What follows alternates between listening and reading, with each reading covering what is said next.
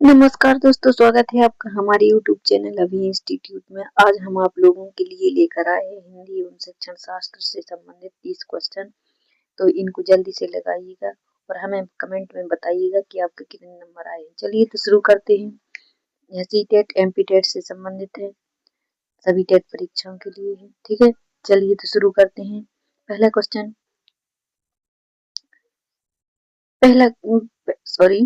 पहले क्वेश्चन में क्या दिया गया है? पहले क्वेश्चन में दिया गया है हिंदी शिक्षण का मुख्य उद्देश्य क्या है।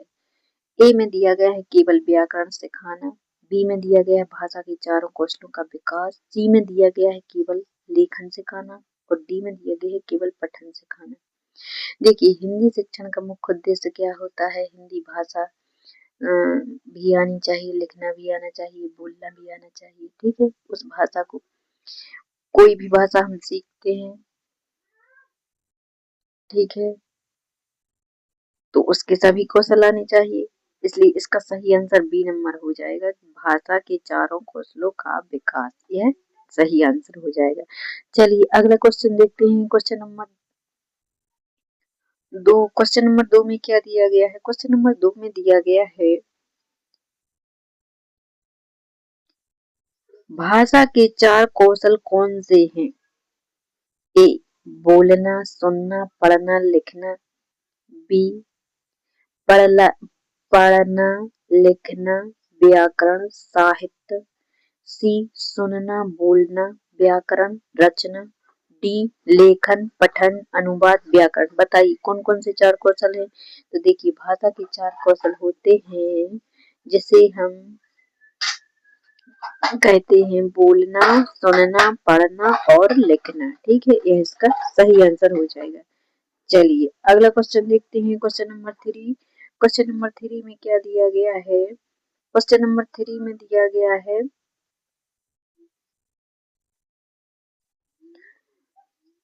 हिंदी शिक्षण में मौखिक कार्य का महत्व क्यों है? ए समय बचाने के लिए, बी उच्चारण सुधार के लिए, सी परीक्षा में अंक बढ़ाने के लिए और डी केवल मनोरंजन के लिए। देखिए, बताइए इसका सही आंसर क्या होगा? समय बचाने के लिए, यह कौन सा ऑप्शन हुआ? समय बचाना थोड़ी होता है। मौखिक कार्य तो बच्चों की भाषा को सुधारने के लिए होता है, तो उच्चारण सुधार के लिए होगा। ठीक है, यह इसका सही आंसर हो जाएगा। अगला क्वेश्चन देखते हैं। Question number 4। क्वेश्चन नंबर 4 में क्या दिया गया है? क्वेश्चन नंबर 4 में दिया गया है भाषा शिक्षण की पहली अवस्था कौन सी है? ए लेखन, बी पठन, सी श्रवण और डी व्याकरण। देखिए, भाषा शिक्षण की सबसे पहली अवस्था होती है सुनना, क्योंकि बच्चा सुनकर सीखता है। ठीक है, लिखना, पढ़ना, लिखना और बोलना तो वह बाद में सीखता है। सबसे पहले बच्चा सुनता है। ठीक है, इसलिए इसका सही आंसर हो जाएगा श्रवण। ठीक है, यह इसका सही आंसर हो जाएगा। अगला क्वेश्चन देखते हैं। Question number 5। क्वेश्चन नंबर 5 में क्या दिया गया है? क्वेश्चन नंबर 5 में दिया गया है हिंदी शिक्षण में कहानी विधि का उपयोग क्यों किया जाता है? ए बच्चों को डराने के लिए, बी रुचि उत्पन्न करने के लिए, सी समय व्यतीत करने के लिए और डी केवल मनोरंजन के लिए। तो बताइए इसका सही आंसर क्या होगा? तो इसका सही आंसर हो जाएगा बच्चों को डराने के लिए तो नहीं होगा, समय व्यतीत करने के लिए भी नहीं होगा, केवल मनोरंजन के लिए नहीं हो सकता। मनोरंजन के लिए होता तो सही होता, लेकिन यह केवल मनोरंजन के लिए नहीं, इसमें है रुचि उत्पन्न करने के लिए होगा। ठीक है, इसका सही आंसर होगा। अगला क्वेश्चन देखते हैं। Question number 6। क्वेश्चन नंबर 6 में क्या दिया है? क्वेश्चन नंबर 6 में दिया गया है व्याकरण शिक्षण का मुख्य उद्देश्य क्या है? ए नियम याद कराना, बी भाषा को शुद्ध बनाना, सी कठिन शब्द सिखाना और डी निबंध लिखवाना। तो व्याकरण शिक्षण का मुख्य उद्देश्य है, बताइए क्या होगा इसका सही आंसर। भाषा शिक्षण का मुख्य उद्देश्य क्या है? सॉरी, भाषा शिक्षण नहीं है, व्याकरण शिक्षण है। व्याकरण शिक्षण का मुख्य उद्देश्य क्या है? तो व्याकरण शिक्षण का मुख्य उद्देश्य होगा भाषा को शुद्ध बनाना। ठीक है, भाषा को शुद्ध बनाना, भाषा को शुद्ध लिखना हम व्याकरण से ही सीखते हैं। चलिए अगला क्वेश्चन देखते हैं, क्वेश्चन नंबर 7। क्वेश्चन नंबर 7 में दिया गया है, प्रश्नोत्तर विधि किसके लिए उपयोगी है? ए छात्रों की सक्रियता बढ़ाने हेतु, बी समय नष्ट करने हेतु, सी केवल परीक्षा के लिए और डी अनुशासन के लिए। देखिए इसका सही आंसर हो जाएगा छात्रों की सक्रियता बढ़ाने हेतु। समय नष्ट, यह तो गलत होगा। क्वेश्चन पूछने में समय नष्ट थोड़ी होता है, केवल परीक्षा के लिए थोड़ी प्रश्न उत्तर पूछते हैं, अनुशासन के लिए नहीं। तो इसका सही आंसर हो जाएगा छात्रों की सक्रियता बढ़ाने के लिए। ठीक है, चलिए अगला क्वेश्चन देखते हैं, क्वेश्चन नंबर 8। क्वेश्चन नंबर 8 में दिया गया है, हिंदी शिक्षण में सहायक सामग्री का क्या लाभ है? ए पाठ कठिन बनता है, बी रुचि और समझ बढ़ती है, सी समय अधिक लगता है, डी भ्रम उत्पन्न होता है। बताइए इसका सही आंसर क्या है। तो इसका सही आंसर हो जाएगा रुचि और समझ बढ़ती है, यह इसका सही आंसर हो जाएगा। ठीक है, क्या हो जाएगा इसका सही आंसर, रुचि और समझ बढ़ती है। चलिए अगला क्वेश्चन देखते हैं, क्वेश्चन नंबर 9। क्वेश्चन नंबर 9 में दिया गया है, पठन कौशल का मुख्य उद्देश्य क्या है? ए शब्द पहचान, बी अर्थ ग्रहण, सी लेखन सुधार और डी व्याकरण ज्ञान। देखिए पठन कौशल का मुख्य उद्देश्य होता है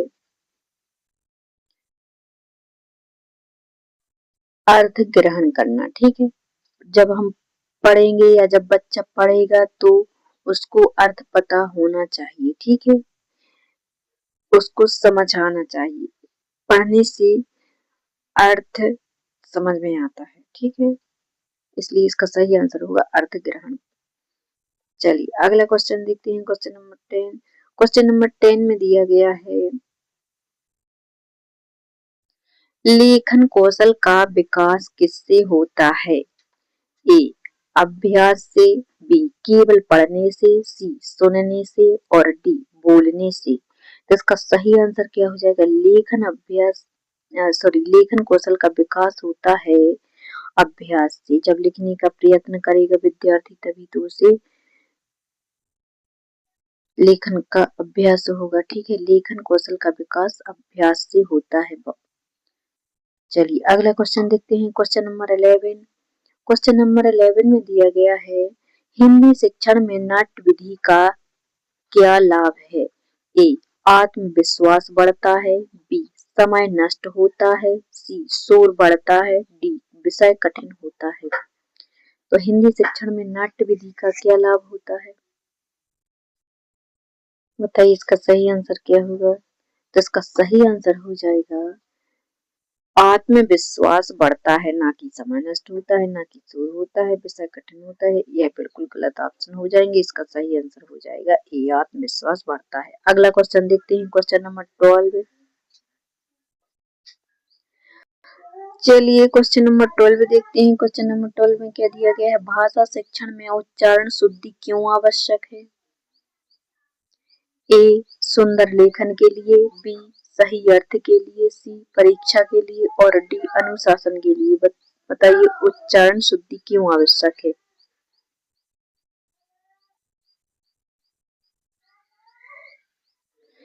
देखिए देखिए भाषा शिक्षण में उच्चारण शुद्धि इसलिए आवश्यक है क्योंकि उसका सही अर्थ पता चलना चाहिए, क्योंकि अगर शब्दों की थोड़ी सी हेरफेर हो जाती है तो उच्चारण उसका अलग हो जाता है। ठीक है, इसलिए सही अर्थ के लिए आवश्यक है। चलिए अगला क्वेश्चन देखते हैं। Question number 13। क्वेश्चन नंबर 13 में क्या दिया गया है? क्वेश्चन नंबर 13 में दिया गया है हिंदी शिक्षण में पाठ्य योजना क्यों आवश्यक है? ए समय सारणी बनाने हेतु, बी व्यवस्थित शिक्षण हेतु, सी परीक्षा के लिए, डी छात्रों को डराने हेतु। देखिए पाठ्य योजना आवश्यक है क्योंकि पढ़ाने से पहले शिक्षक एक योजना बनाता है, ठीक है। तो बताइए क्यों बनाता है, किस लिए बनाता है? छात्रों को डराने के लिए? नहीं, बिल्कुल गलत होगा। परीक्षा के लिए? यह भी गलत हो जाएगा। समय सारणी बनाने हेतु? नहीं, यह भी इसका सही आंसर नहीं होगा। इसका सही आंसर होगा व्यवस्थित शिक्षण के लिए, ठीक है, व्यवस्थित शिक्षण हेतु। यह इसका सही आंसर हो जाएगा। चलिए अगला क्वेश्चन देखते हैं। Question number 14।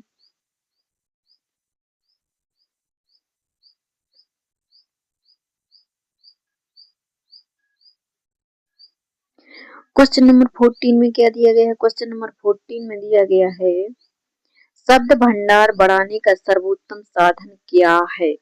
ए रटना, बी पठन, सी लिखना, डी परीक्षा। तो शब्द भंडार बढ़ाने का सर्वोत्तम साधन है पढ़ना।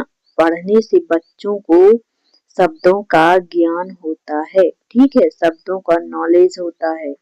इसलिए इसका सही आंसर बी होगा, पठन। ठीक है अगला क्वेश्चन देखते हैं। Question number 15।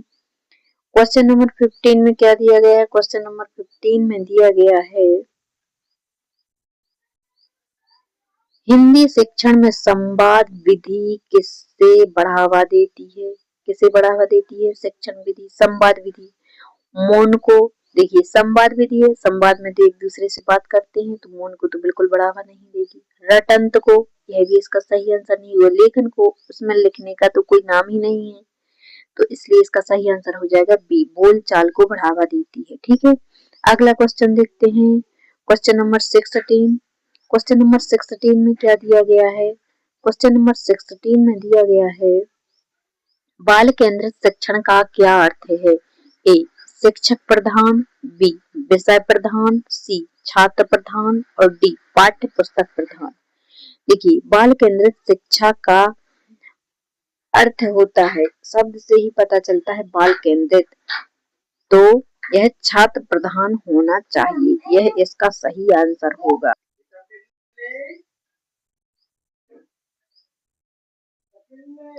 चलिए इसका सही आंसर हो जाएगा छात्र प्रधान। अगला क्वेश्चन देखते हैं। चलिए क्वेश्चन नंबर 16 देखते हैं। क्वेश्चन नंबर 16 में पूछा गया है, देखिए सॉरी क्वेश्चन नंबर 16 तो हो गया है। क्वेश्चन नंबर 17 देखते हैं। Question number 17। भाषा शिक्षण में खेल विधि का क्या लाभ है? ए रुचि बढ़ती है, बी समय नष्ट होता है, सी अनुशासन घटता है, डी पाठ अधूरा रहता है। देखिए खेल विधि से क्या लाभ है? तो खेल विधि से बच्चों की रुचि बढ़ती है, यह इसका सही आंसर हो जाएगा। खेल विधि से बच्चों की रुचि बढ़ती है। समय नष्ट तो बिल्कुल नहीं होगा, अनुशासन बिल्कुल नहीं घटेगा, पाठ अधूरा रहता है, यह भी नहीं होगा। इसलिए इसका सही आंसर हो जाएगा भाषा शिक्षण में खेल विधि से बच्चों की रुचि बढ़ती है। ठीक है चलिए अगला क्वेश्चन देखते हैं। Question number 18। क्वेश्चन नंबर 18 में दिया गया है हिंदी शिक्षण में श्रुतलेख का उद्देश्य क्या है? ए सुनने की क्षमता बढ़ाना, बी लिखावट सुधार, सी वर्तनी शुद्ध और डी सभी। बताइए इसका सही आंसर क्या होगा? देखिए श्रुतलेख हम शिक्षक बोलता है और बच्चे लिखते हैं, तो लिखने से उनकी सुनने की क्षमता भी बढ़ती है, लिखने से सुधार भी होता है और लिखने से वर्तनी शुद्ध भी होती है। ठीक है कहीं भी गलती करेगा शिक्षक उसको जांचेगा तो पता चलेगा कि बच्ची ने कहाँ गलती की। ठीक है इसलिए इसका सही आंसर हो जाएगा सभी। यह तीनों इसके सही आंसर होंगे। जय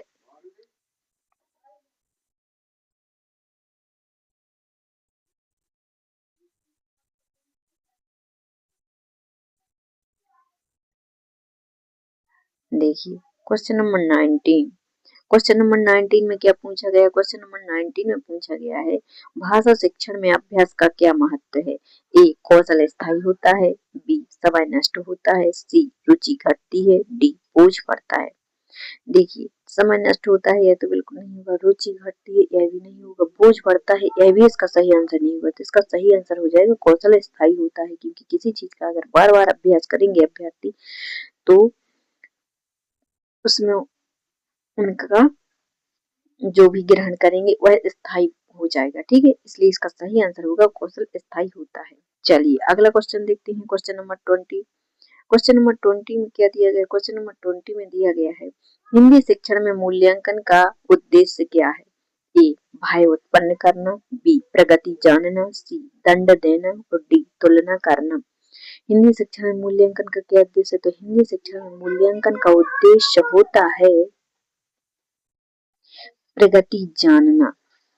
ठीक है, इसका सही आंसर हो जाएगा प्रगति जानना, कि बच्चे ने कितना सीखा। ठीक है, चलिए अगला क्वेश्चन देखते हैं। यह तीनों ऑप्शन कट जाएंगे।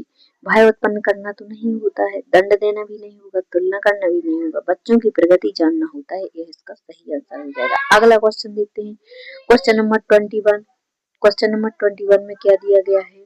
क्वेश्चन नंबर 21 में दिया गया है भाषा प्रयोगशाला का उपयोग क्यों किया जाता है? ए उच्चारण सुधार हेतु, बी लेखन हेतु, सी परीक्षा हेतु और डी मनोरंजन हेतु। देखिए भाषा प्रयोगशाला का उपयोग इसलिए किया जाता है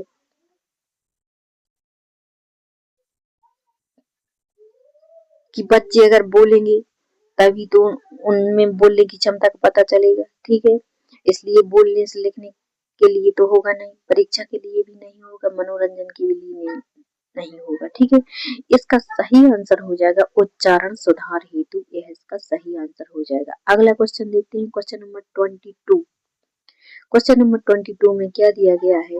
क्वेश्चन नंबर 22 में दिया गया है हिंदी शिक्षण में चित्रों का प्रयोग क्यों किया जाता है? ए सजावट हेतु, बी समझ आसान बनाने हेतु, सी समय नष्ट करने हेतु और डी पाठ लंबा करने हेतु। बताइए इसका सही आंसर क्या हो जाएगा? देखिए सजावट के लिए तो चित्रों का प्रयोग नहीं होगा।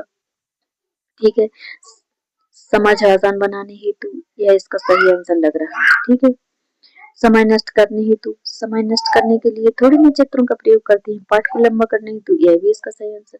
तो समझ को आसान चित्रों से बच्चा और अधिक सीखता है और अच्छे से सीखता है, इसलिए इसका सही आंसर हो जाएगा समझ आसान बनाने हेतु। ठीक है, यह इसका सही आंसर हो जाएगा। चलिए अगला क्वेश्चन देखते हैं, क्वेश्चन नंबर 23। क्वेश्चन नंबर 23 में दिया गया है, चलिए क्वेश्चन नंबर 23 देखते हैं। क्वेश्चन नंबर 23 में दिया गया है भाषा शिक्षण में प्रेरणा का क्या महत्व है? ए रुचि उत्पन्न होती है, बी भय बढ़ता है, सी अनुशासन घटता है, डी कठिनाई बढ़ती है। तो बताइए इसका सही आंसर क्या होगा?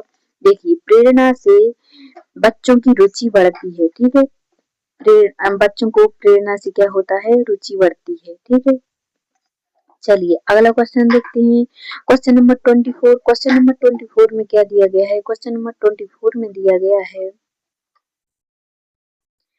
हिंदी शिक्षण में पुनरावृत्ति क्यों आवश्यक है? ए याददाश्त मजबूत होती है, बी समय नष्ट होता है, सी बोझ बढ़ता है और डी भ्रम बढ़ता है। बताइए इसका सही आंसर क्या है? तो इसका सही आंसर हो जाएगा, चलिए तो इसका सही आंसर हो जाएगा, विकल्पों को काट लेते हैं पहले। समय नष्ट तो नहीं होगा इसलिए यह कट गया, बोझ बढ़ता है यह भी गलत हो जाएगा, भ्रम बढ़ता है यह भी। पुनरावृत्ति क्यों आवश्यक है? पुनरावृत्ति इसलिए आवश्यक है कि याददाश्त मजबूत होती है, यह इसका सही आंसर हो जाएगा। चलिए अगला क्वेश्चन देखते हैं, क्वेश्चन नंबर 25। क्वेश्चन नंबर 25 में क्या दिया गया है?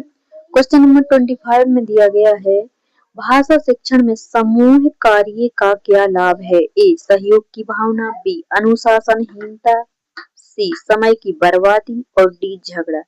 बताइए इसका सही आंसर क्या होगा। भाषा शिक्षण में समूह कार्य का क्या लाभ है। देखिए समूह कार्य का लाभ है, देखिए इसका सही आंसर क्या होगा। झगड़ा, झगड़ा तो बिल्कुल नहीं होगा। समूह में बच्चे अगर सीखते हैं तो झगड़ा थोड़ी ना करेंगे, यह तो गलत हो जाएगा। अनुशासनहीनता, अनुशासनहीनता भी नहीं होगी। समय की बर्बादी, यह भी नहीं होगी। इसका सही आंसर हो जाएगा सहयोग की भावना। अगर एक बच्चे से नहीं बन रहा, दूसरे से बन रहा है तो उसमें सहयोग की भावना होती है। ठीक है, वे एक दूसरे से सीखते हैं। चलिए अगला क्वेश्चन देखते हैं। Question number 26। क्वेश्चन नंबर 26 में दिया गया है, हिंदी शिक्षण में अनुकरण विधि किसके लिए उपयोगी है। ए उच्चारण, बी लेखन, सी व्याकरण और डी परीक्षा। बताइए इसका सही आंसर क्या हो जाएगा। तो देखिए अनुकरण विधि किस लिए आवश्यक है, इसका आंसर बताना है। देखिए अनुकरण विधि उच्चारण के लिए आवश्यक है। ठीक है, यह इसका सही आंसर हो जाएगा। अनुकरण विधि उच्चारण के लिए आवश्यक है। चलिए अगला क्वेश्चन देखते हैं। Question number 27। क्वेश्चन नंबर 27 में क्या दिया है। क्वेश्चन नंबर 27 में दिया गया है, क्वेश्चन नंबर 27 में दिया गया है, भाषा शिक्षण में सरल से कठिन का सिद्धांत क्यों अपनाया जाता है। देखिए भाषा शिक्षण विधि में सरल से कठिन का सिद्धांत क्यों अपनाया जाता है। ए समझ बढ़ाने हेतु, बी भ्रम बढ़ाने हेतु, सी समय बचाने हेतु, डी परीक्षा हेतु।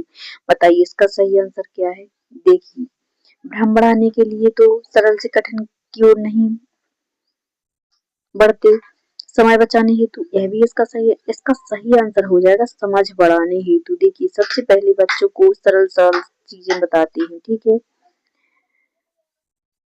समझ बढ़ाने हेतु सबसे पहले बच्चों को अगर चतुर्भुज के बारे में बताना है तो सबसे पहले उसको आकृति बनाकर बताएंगे कि यह चतुर्भुज कहलाता है। फिर उसको बताएंगे कि इसमें 4 कोने होते हैं। ठीक है, फिर धीरे धीरे उसको बताएंगे इसमें 4 भुजाएं होती हैं।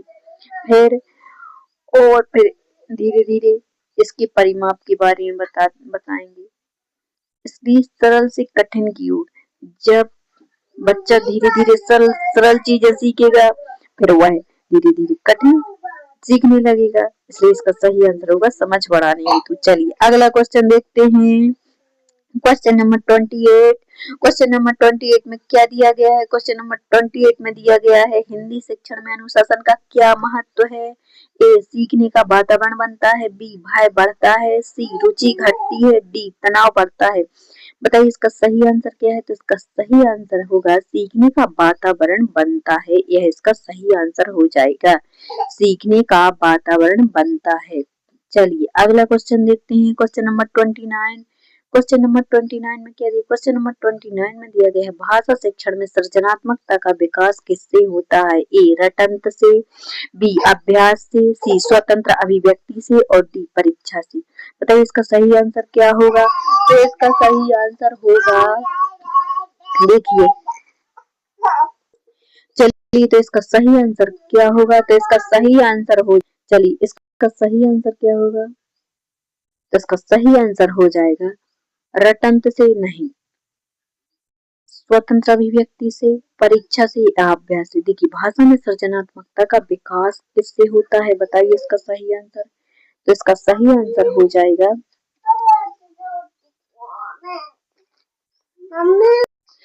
देखिए तो इसका सही आंसर हो जाएगा स्वतंत्र अभिव्यक्ति। ठीक है, इसका सही आंसर क्या हो जाएगा, स्वतंत्र अभिव्यक्ति से। भाषा शिक्षण में सृजनात्मकता का विकास स्वतंत्र अभिव्यक्ति से होगा, यह इसका सही आंसर हो जाएगा। चलिए अगला क्वेश्चन देखते हैं। Question number 30। क्वेश्चन नंबर 30 में क्या होगा, हिंदी शिक्षण में शिक्षक की भूमिका क्या है। ए मार्गदर्शक की, बी शासक, सी दंड देने वाला और डी केवल वक्ता। बताइए इसका सही आंसर क्या होगा। तो इसका सही आंसर हो जाएगा मार्गदर्शक की भूमिका। इसका सही आंसर हो जाएगा मार्गदर्शक। ठीक है, यह इसका सही आंसर होगा। चलिए उम्मीद करते होंगे दोस्तों आपको हमारी क्लास पसंद आई होगी। चलिए थैंक यू।